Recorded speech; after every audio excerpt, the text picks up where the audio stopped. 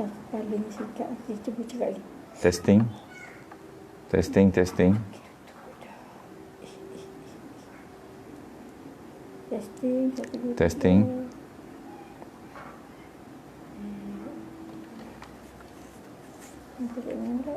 Cuba baca Quran ke apa tu?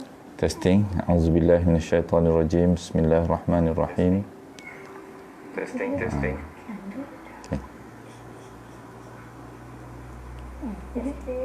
Testing. Mula balik. Mula balik. Testing.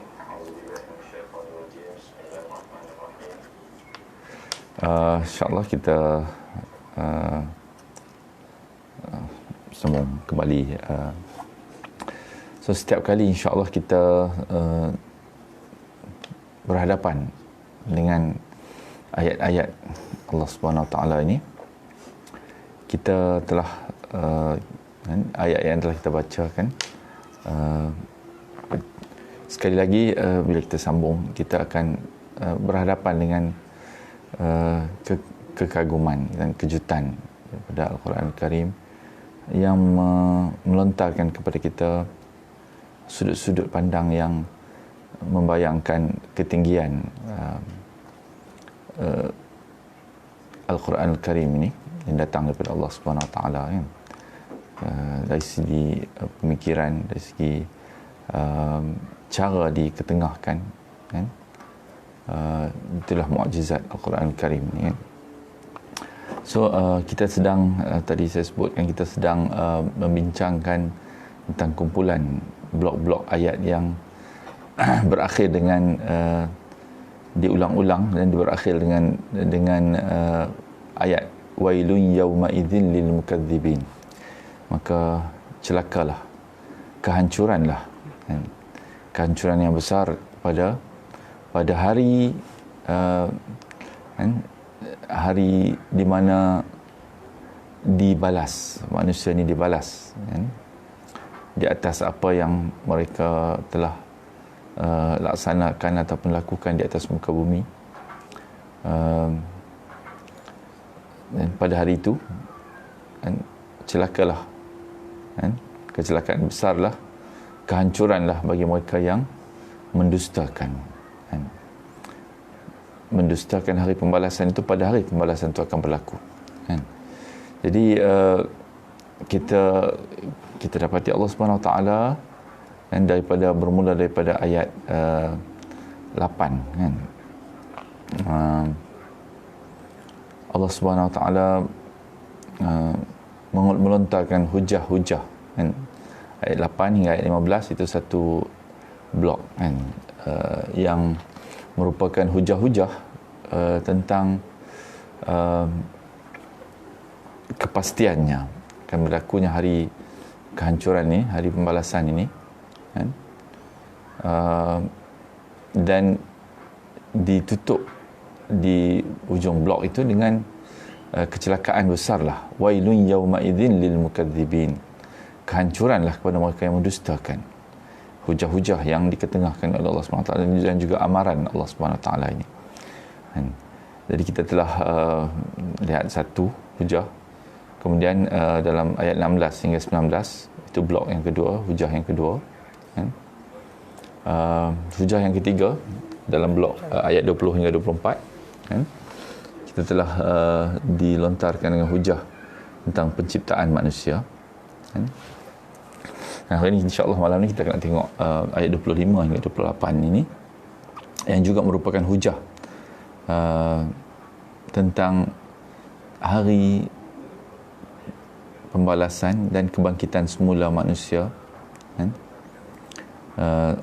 Allah Subhanahu Wa Taala ini menggunakan hujah tentang bumi, kan? Sebagai tempat manusia hidup dan mati di atasnya, kan? Kita tengok insya-Allah, kita baca auzubillahi minasyaitonirrajim. Alam naj'alil ardha kifata, bukankah kami menjadikan bumi ini sebagai tempat berkumpul, tempat berkumpul ataupun mengumpul, kan? Tempat untuk mengumpulkan, kan? Ahya'an wa amwata, sama ada orang-orang yang hidup dan orang-orang yang mati, kan? Kifata ni dia merujuk kepada untuk mengumpul, kan? Satu tempat untuk mengumpul, kan? Dan dia adalah satu merujuk kepada, kan, objek, kata kan, dan juga dia menjadi kata fa'il ataupun subjek yang boleh menerima objek selepasnya. Itu pembuat yang ada objek, kan, ataupun ceritanya selepas daripada disebut pembuat ni, kan. Sukifata ni adalah tempat mengumpul, kan. Kumpul apa, kan? Bumi mengumpul, ahya'an wa amwata, kan. Hakikat ini kan, sebenarnya Allah SWT lontarkan ni adalah untuk menjelaskan, kan, sifat bumi ni dia menjadi hujah kepada hari keputusan, hari pembalasan, kan, yaumul fasl, hari keputusan ataupun hari pembalasan, yaumul jaza, kan, tentang sesuatu yang telah ditetap, kan, oleh Allah SWT, kan. Kita boleh tengok hakikat ni ataupun pendekatan ni dalam surah An-Naba, kan. Kita baca, alam naj'alil arda mihada wal jibala autada wa khalaqnakum azwaja wa ja'alna nawmakum subata wa ja'alna al-layla libasa wa ja'alna an-nahara ma'asha wa banayna fawqakum sab'an shidada wa ja'alna sirajan wahaja wa anzalna minal mu'sirati ma'an thajjaja linukhrija bihi habban wa nabata wa jannatin alfafa inna yawmal fasli kana miqata. Yang setelah Allah SWT sebut semua ayat ni, di hujung tu Allah kata inna yawmal fasli kana miqata. Dan bukankah kami telah menjadikan bumi itu sebagai hamparan, kan, dan gunung-gunung sebagai pasak di atasnya, dan kami jadikan kamu berpasang-pasangan, kami jadikan tidur kamu untuk istirahat, kan, dan kami jadikan malam sebagai pakaian, kami menjadikan siang untuk mencari penghidupan, dan kami bina di atas kamu 7 buah langit yang amat kukuh, dan kami menjadikan pelita yang amat terang, itu matahari, dan kami turunkan dari awan air yang banyak tercurah, supaya kami tumbuhkan dengan air itu biji-bijian dan tumbuh-tumbuhan dan kebun-kebun yang lebat, kan. Kerana apakah semua ini Allah SWT sebutkan di sini, kan? Sebab ayat 17 itu Allah kata, sesungguhnya inna yawmal fasli kana miqata, hari keputusan ataupun yaumul fasl ini adalah satu waktu yang telah ditetapkan dan pasti akan berlaku, kan? Maksudnya semua perkara-perkara yang Allah sebutkan itu adalah menjadi hujah kepada ketetapan dan kepastian akan berlakunya hari pembalasan ini, kan? Dalam konteks yang sama lah, bentuk yang sama juga, alam naj'alil arda kifata, bukankah ataupun tidakkah kami menjadikan bumi ini sebagai tempat mengumpul segala sesuatu, kan? Iaitu mengumpulkan orang-orang yang hidup dan yang mati sekali di atas itu. Untuk apa? Jadi maksud ini kita dapati daripada surah An-Naba itu, bahawa Allah SWT menjelaskan ini sebagai hujah kepada akan atau satu kepastian, kan? Kepastian akan datangnya hari pembalasan, kan? Jadi bumi ini sebenarnya, bagaimanakah perkara ini boleh jadi hujah kepada hari pembalasan ini, kan? Kerana bumi ini, kan, Allah Subhanahu Wa Taala cipta ataupun sediakan dia, kan, sebagai tempat untuk manusia, kan, hidup di atas dia, kan.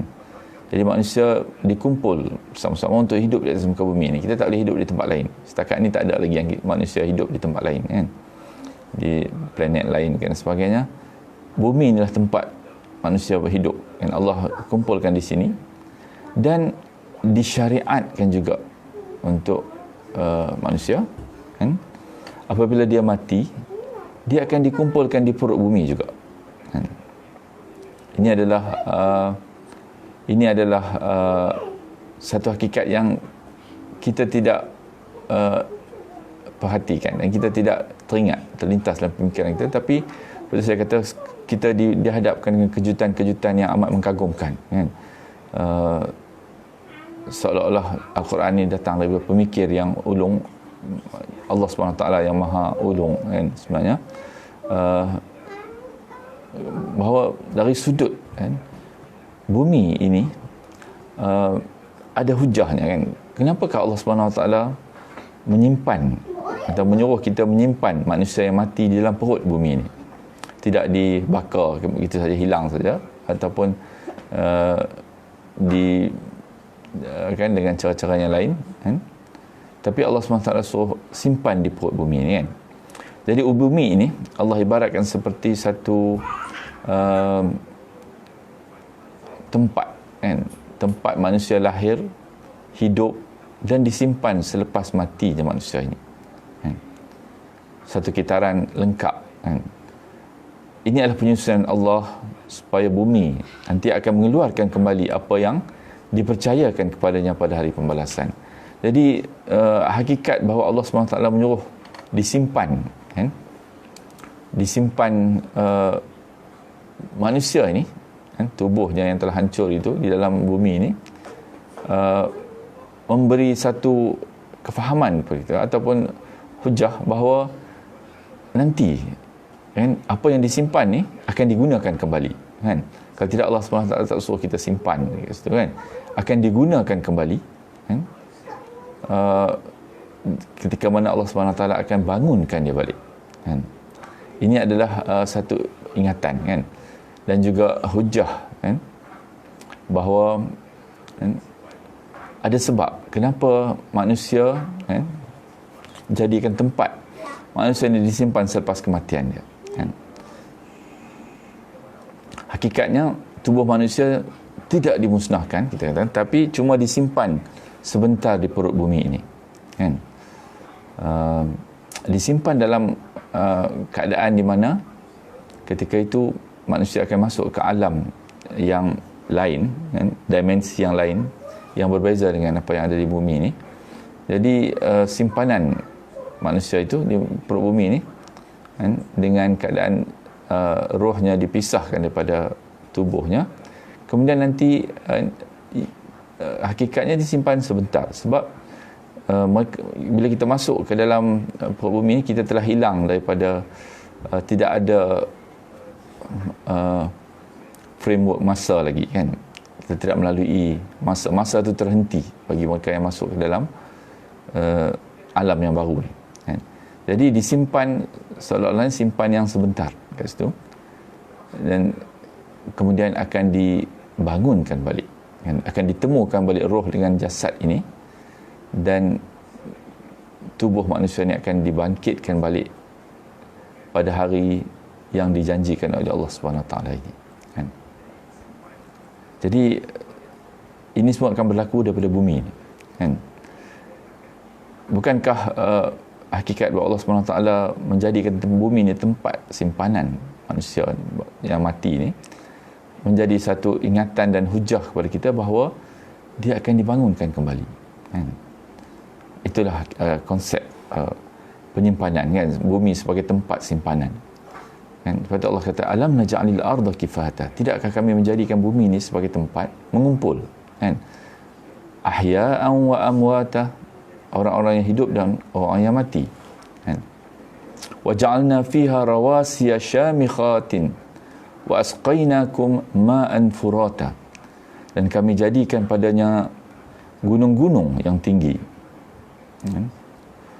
Dan kami beri minum kamu dengan air yang enak, kan? Air tawar, air yang bersih, suci, kan? Ma'an furata, air yang enak, kan, rasanya, kan, daripada bumi, kan? Bumi ini juga dijadikan untuk kegunaan manusia dan segala nikmat di atasnya. Dia dihidupkan di situ, kan? Allah SWT cerita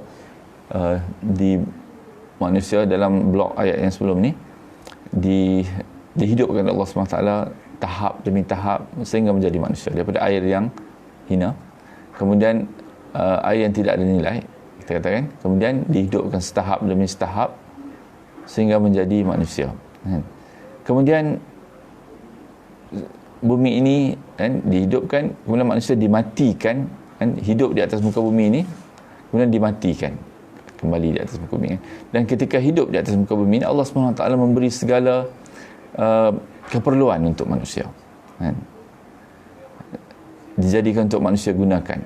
Manusia sendiri dijadikan dari bumi, disimpan di dalamnya, dibangkitkan kembali darinya adalah hujah penting bahawa manusia akan diminta pertanggungjawaban atas apa yang telah dia gunakan selama berada di atas muka bumi ini. Jadi bumi ini menjadi hujah sebenarnya kepada akan adanya hari pembalasan. Sebab dia akan ditanya kembali, adakah dia menggunakan apa yang dia ada di atas, sementara di atas bumi hidup ini, di atas bumi ini, untuk dan melaksanakan apa yang diperintahkan oleh Allah dengan melalui hidup yang sebaiknya, yang kerana dia layak untuk diseksa kalau dia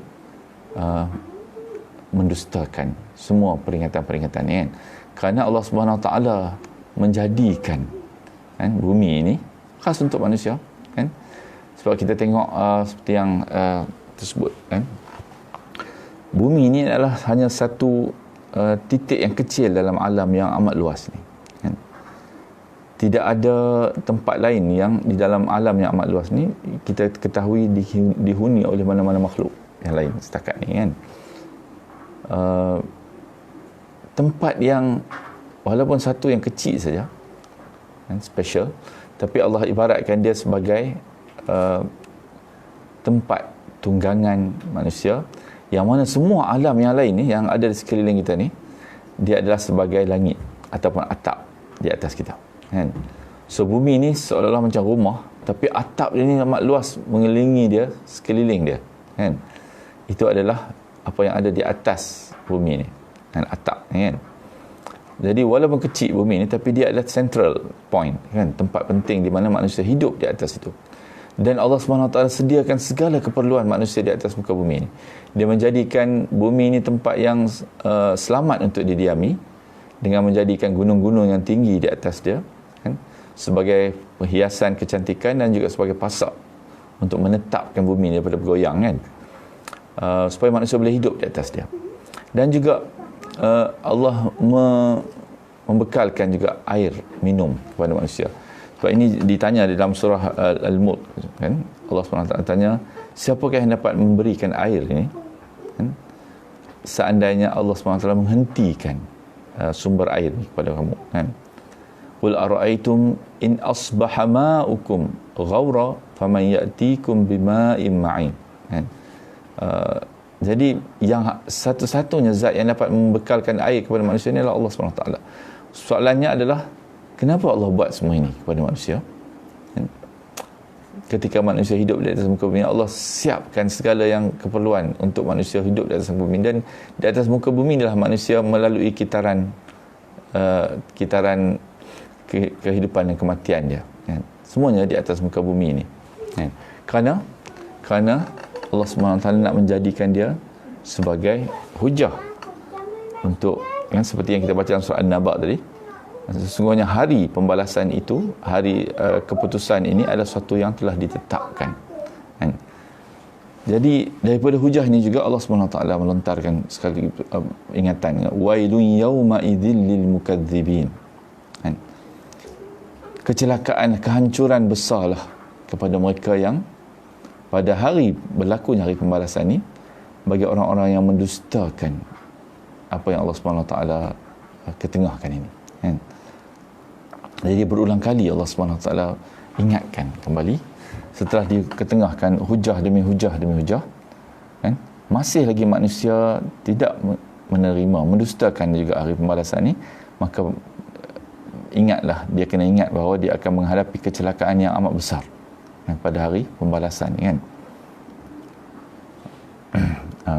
Okay, itu adalah hujah yang keempat, kita kata, empat ke lima, Kemudian Allah Subhanahu Wa Taala datang lagi dengan hujah yang lain lagi, kan?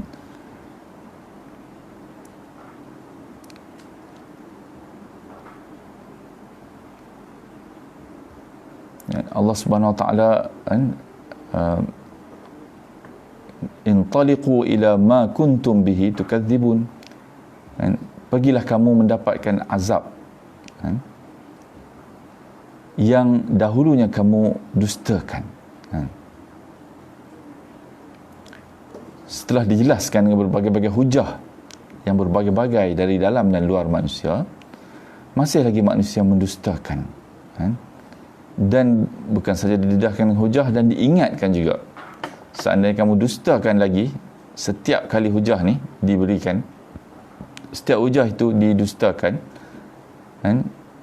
dikatakan kepada mereka, pergilah sendiri untuk merasakan azab yang dijanjikan oleh Allah ini, kan? Intaliqu ila ma kuntum bihi tukadzibun, intaliqu ila dhillin dhi thalathi syu'ab, pergilah kamu, kan, untuk mendapatkan, pergilah kamu mendapatkan naungan yang mempunyai 3 cabang ini, kan? Apa dia naungan yang mempunyai 3 cabang ini, kan? Jadi Allah kata, kalau kamu masih mendustakan semua hujah-hujah ni, dapatkan sendiri supaya kamu mengetahui kebenaran apa yang Allah Subhanahu Wa Taala ingatkan kepada kamu ni, kan? Jadi pertama Allah kata, pergilah ila ma kuntum bihi tukadzibun, kepada apa yang kamu telah dustakan ni. Apa yang kamu akan jumpa bila kamu pergi?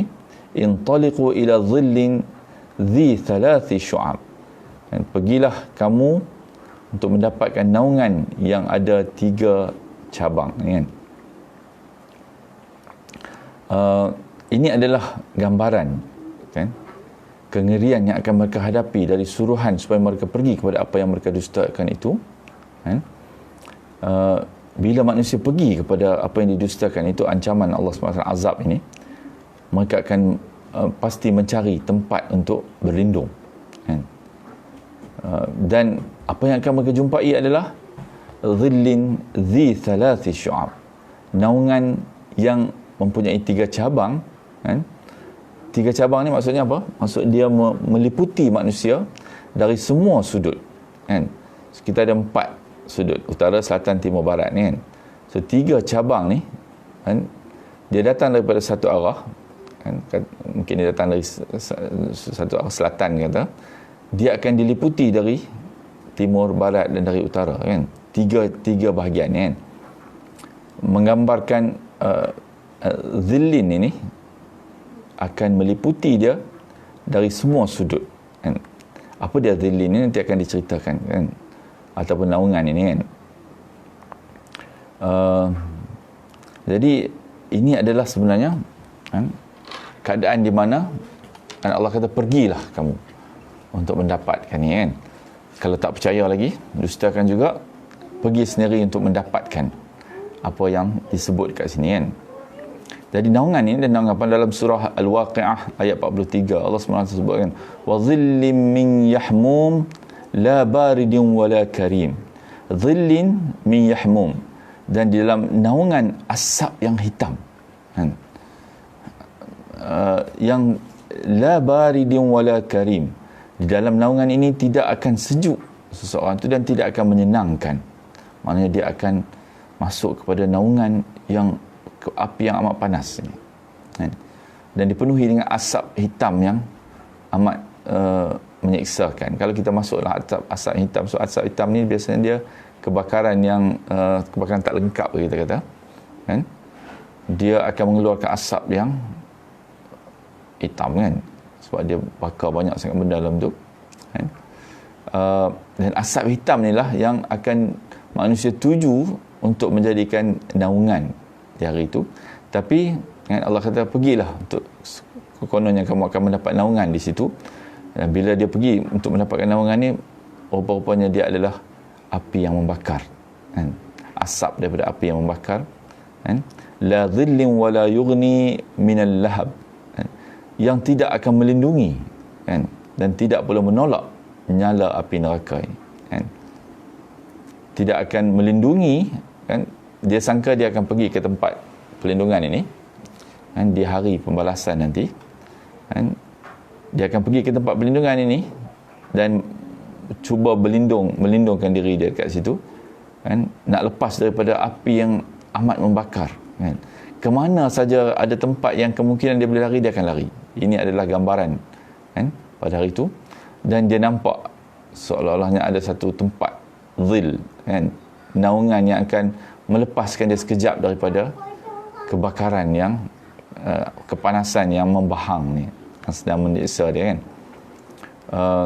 Bila dia pergi situ, Allah kata rupanya itu adalah kan, seperti mana dalam surah Al-Waqi'ah tersebut, kan, la dhillin wa dhillin min yahmum. Dia adalah sebenarnya naungan asap yang hitam, kan, yang gelap, yang sebenarnya tidak akan melepaskan mereka daripada kepanasan yang amat sangat ini. So, la baridin, tidak sejuk, wala karim, dan tidak juga akan menyenangkan, menselesakan mereka yang duduk di dalam naungan ini, kan. Maknanya naungan ini adalah benda yang sia-sia saja sebenarnya, kan. Itu sebab dalam surah ni juga Allah kata dia tidak melindungi dan tidak pula akan menjaga kamu atau memelihara kamu daripada api neraka itu, kan. Yang lari ke situ rupanya itu adalah tempat yang akan menyeksa mereka juga, kan. Sebab asapnya adalah asap gelap, tidak akan menyejukkan mereka, tidak akan menyegarkan, malah mengepung dan mencekik mereka dari segala sudut, kan. Innaha tarmi bisyararin kal qasr. Dan api itu, sesungguhnya neraka itu melontarkan bunga api sebesar dan setinggi qasr. Qasr ni istana yang besar, kan, huge castles, istana yang besar. Kenapa Allah SWT sebut bandingan menara istana ni, kan, sebagai kutukan dan juga kata sindiran bahawa di dunia dulu kamu ada mengharapkan adanya satu rumah sebesar istana ni, kan. Jadi Allah kata pergilah, kan, neraka itu akan melontarkan bunga api sebesar dan setinggi istana, kan.